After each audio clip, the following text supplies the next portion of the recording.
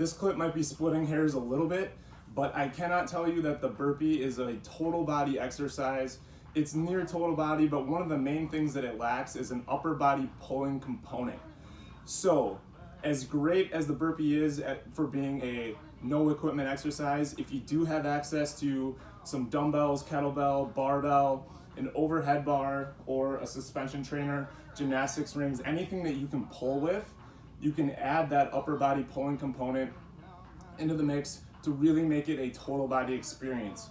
So one of the things that I like to do if I'm going to do that is I will pull before or after I do my actual burpee. So in many cases, I'm gonna do the pull before I go into the actual burpee itself.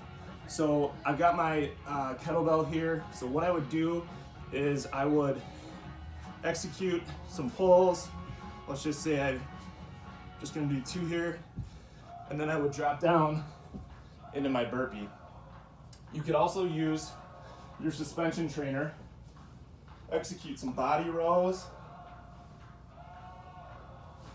and then move into your burpee. If you had a barbell, you could execute some bent over rows. If you have a pull-up bar, you could execute some pull-ups.